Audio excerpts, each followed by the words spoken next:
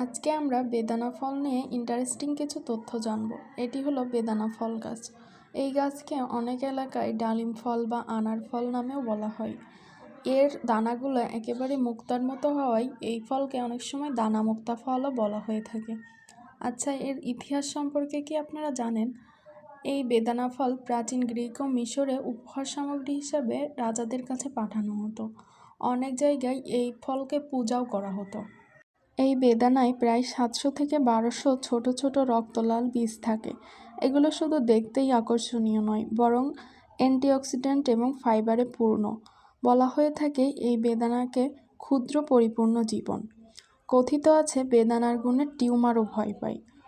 হ্যাঁ, বেদানাতে থাকে পিউনিকালাগিন নামক এক ধরনের অ্যান্টিঅক্সিডেন্ট, যা ক্যান্সার কোষের বৃদ্ধির গতি কমাতে এবং টিউমার কোষের বৃদ্ধি আটকাতে অনেক সাহায্য করে থাকে। আবার বেদানাকে প্রাকৃতিক কসমেটিক্স নামেও অভিহিত করা হয়ে থাকে, কারণ এটি ত্বককে সূর্যের ক্ষতিকর রশ্মি থেকেও রক্ষা করে থাকে এবং বয়সের ছাপ কমাতেও সাহায্য করে। এছাড়া বেদানার পানীয় অনেক সুস্বাদু এবং স্বাস্থ্যকর। এটি রক্তচাপ কমায় এবং শরীরের অতিরিক্ত ফ্যাট কমাতে সাহায্য করে।